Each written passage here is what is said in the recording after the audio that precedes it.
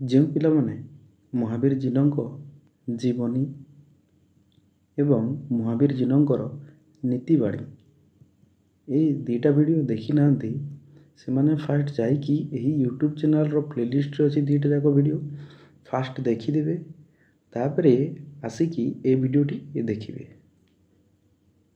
ଯଦ୍ୱାରା ଆମେ ଏ ଭିଡ଼ିଓରେ ଯାହା ବି ପଢ଼ିବା ସେ ପିଲାମାନେ ସବୁକିଛି ସଠିକ୍ ଆଉ ସୁନ୍ଦର ଭାବରେ ବୁଝିପାରିବେ।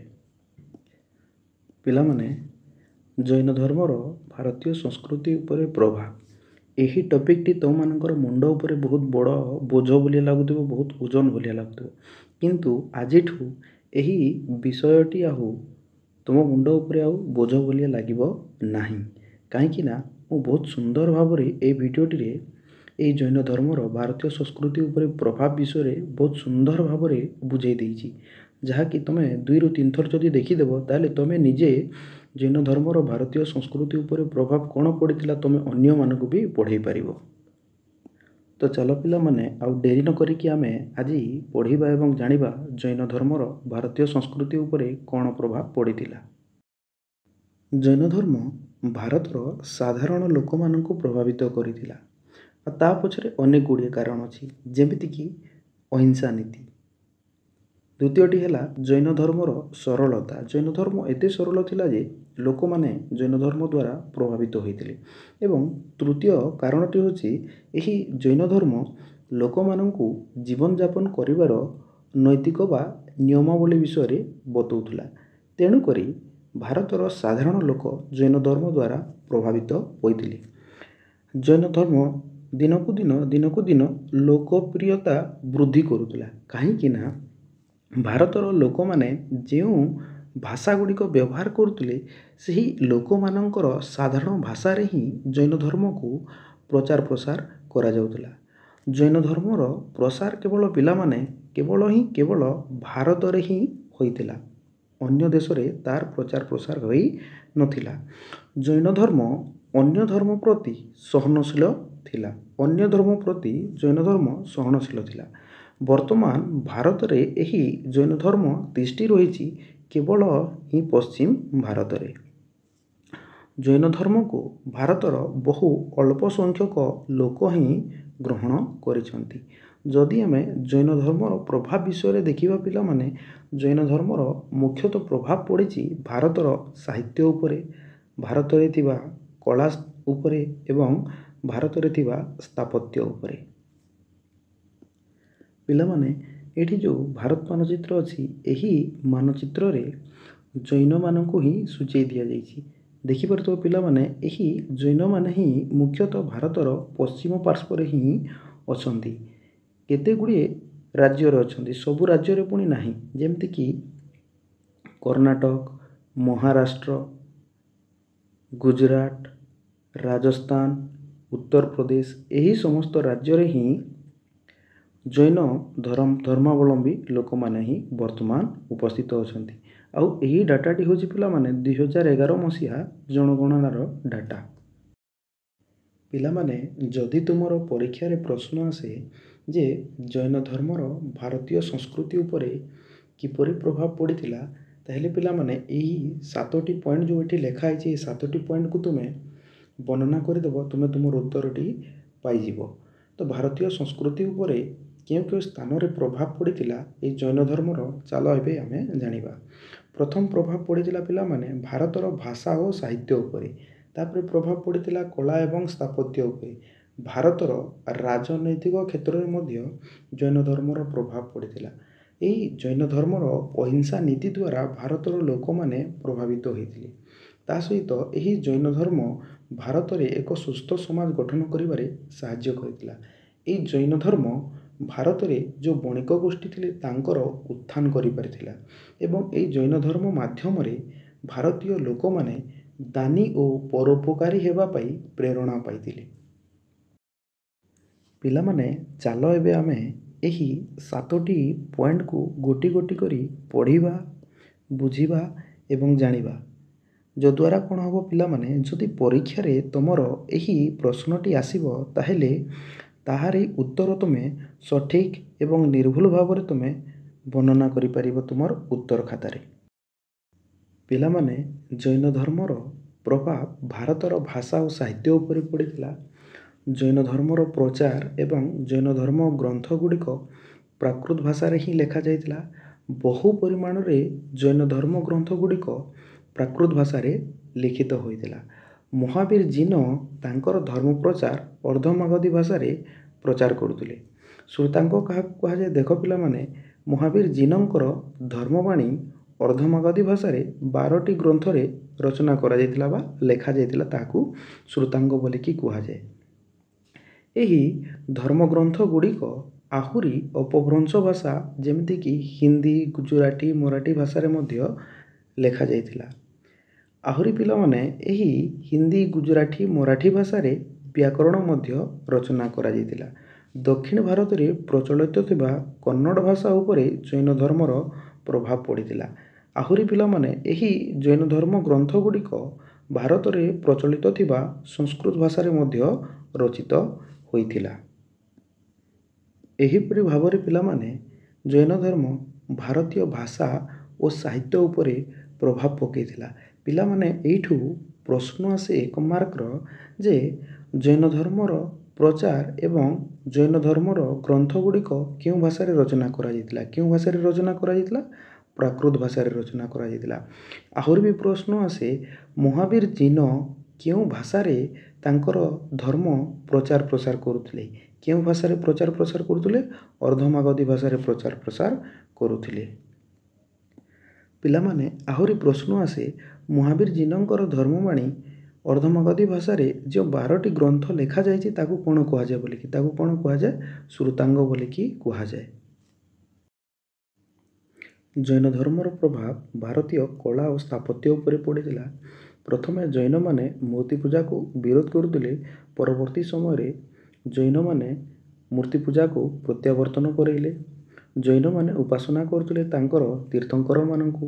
ସେମାନେ ନିର୍ମାଣ କଲେ ମୂର୍ତ୍ତି, କାରୁକାର୍ଯ୍ୟପୂର୍ଣ୍ଣ ପ୍ରବେଶ ଦ୍ୱାର, ସ୍ତମ୍ଭ ଏବଂ ଗୁମ୍ଫା ଗୁଡ଼ିକ ନିର୍ମାଣ କଲେ। କର୍ଣ୍ଣାଟକର ଶ୍ରବଣବେଲଗୋଲାଠାରେ ବାହୁବଳୀଙ୍କର ମୂର୍ତ୍ତି ନିର୍ମାଣ କରାଯାଇଥିଲା। ତାକୁ ଗୋମାତେଶ୍ୱର ମୂର୍ତ୍ତି ବୋଲିକି କୁହାଯାଏ। ଏହି ଗୋମାତେଶ୍ୱର ମୂର୍ତ୍ତି ମୁଗୁନି ପଥରରେ ନିର୍ମାଣ କରାଯାଇଥିଲା। ତାର ଉଚ୍ଚତା 21 ମିଟର ଥିଲା। ଗଙ୍ଗ ବଂଶର ରାଜା ରଚମଲଙ୍କ ମନ୍ତ୍ରୀ ଚାମୁଣ୍ଡା ରାୟ ତାକୁ ନିର୍ମାଣ କରିଥିଲେ। ସେହି ଗୋମାତେଶ୍ୱର ମୂର୍ତ୍ତି 984 ଖ୍ରୀଷ୍ଟାବ୍ଦରେ ହିଁ ନିର୍ମାଣ କରାଯାଇଥିଲା।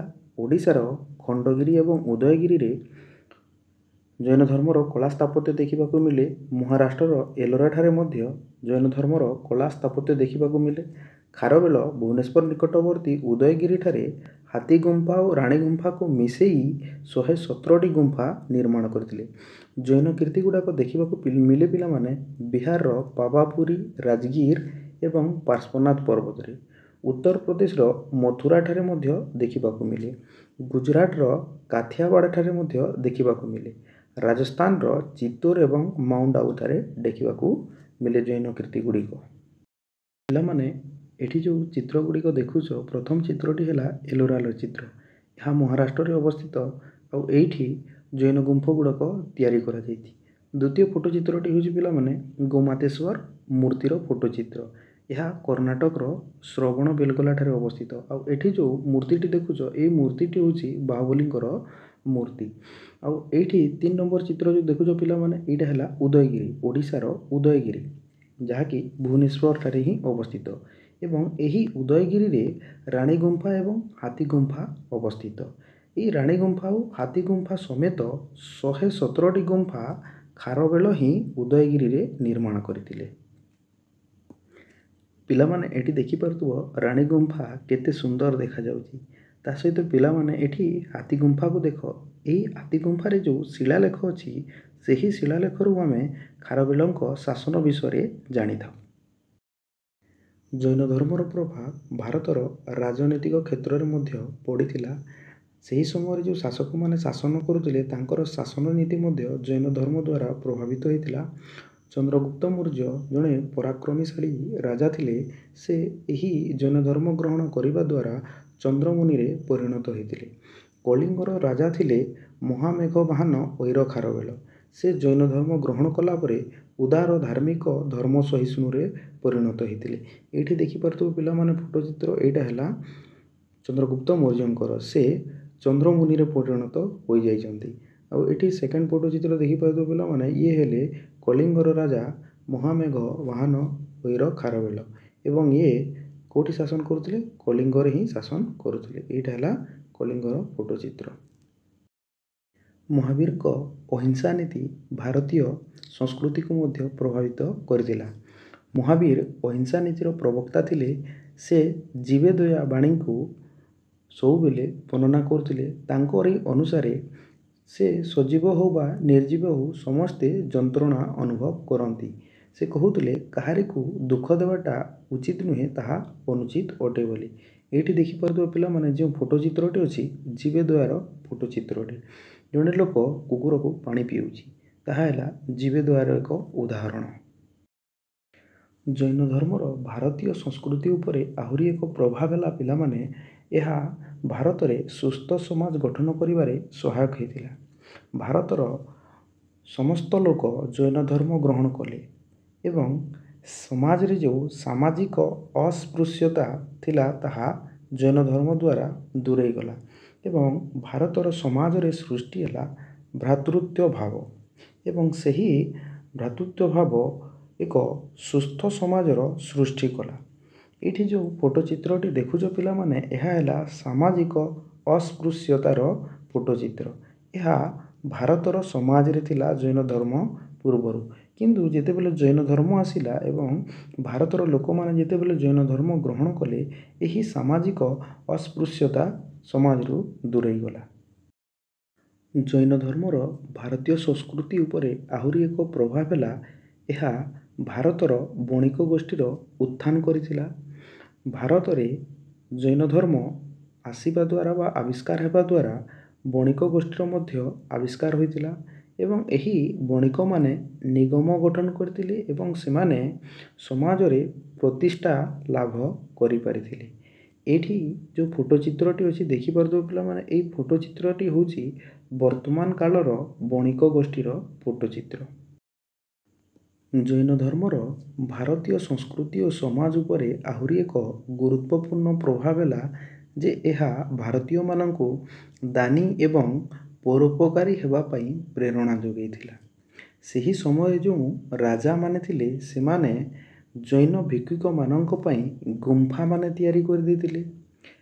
ସେହି ଜୈନ ଭିକ୍ଷୁକମାନଙ୍କ ପାଇଁ ଏମାନେ ଖାଦ୍ୟ ଓ ବସ୍ତ୍ର ମଧ୍ୟ ଦାନ କରୁଥିଲେ।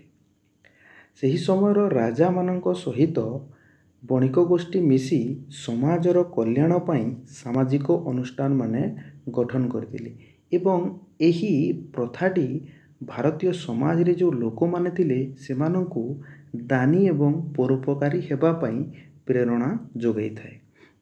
ଏଠି ଯେଉଁ ଫଟୋଚିତ୍ରଟି ଦେଖୁଛ ପିଲାମାନେ, ଏହା ଦାନୀ ଓ ପରୋପକାରୀ ହେବାର ଏକ ଫଟୋଚିତ୍ର। ଏଠି ଜଣେ ଲୋକ ବିଭିନ୍ନ ପ୍ରକାର ଜିନିଷ ଏଠି ଯେଉଁ ତଳେ ବସିଛନ୍ତି ତାଙ୍କୁ ପ୍ରଦାନ କରୁଛନ୍ତି। ତାହାଙ୍କୁ ଯେଉଁ ଜିନିଷ ଗୁଡ଼ାକ ନିହାତି ଆବଶ୍ୟକ ଦରକାର ପଡ଼ୁଛି ସେ ସେହି ଜିନିଷ ଗୁଡ଼ାକ ଏଠି ଦାନ କରୁଛନ୍ତି ଏବଂ ପରୋପକାର କରୁଛନ୍ତି। ପିଲାମାନେ ବର୍ତ୍ତମାନ ଆମେ ଏହି 7ଟି ପଏଣ୍ଟକୁ ବହୁତ ସୁନ୍ଦର ଭାବରେ ପଢ଼ିଲେ, ଜାଣିଲେ ଏବଂ ବୁଝିଲେ। ଆଶା କରୁଛି ଯଦି ପରୀକ୍ଷାରେ ତୁମର ପ୍ରଶ୍ନ ଆସେ ଯେ ଜୈନ ଧର୍ମର ଭାରତୀୟ ସଂସ୍କୃତି ଉପରେ ଯଦି ପ୍ରଭାବ, ଏହି ପ୍ରଶ୍ନଟି ଯଦି ତୁମର ପରୀକ୍ଷାରେ ଆସେ ତାହେଲେ ତୁମେମାନେ ବହୁତ ସୁନ୍ଦର ଭାବରେ, ସଠିକ୍ ଭାବରେ ଏବଂ ନିର୍ଭୁଲ ଭାବରେ ଏହି ପ୍ରଶ୍ନର ଉତ୍ତର କରିବ ଏବଂ ଏହି ପ୍ରଶ୍ନରେ ଯେତେ ବି ମାର୍କ ଥିବ ସେତିକି ମାର୍କ ପାଇବ ବୋଲି ମୋର ଆଶା ରହିଲା।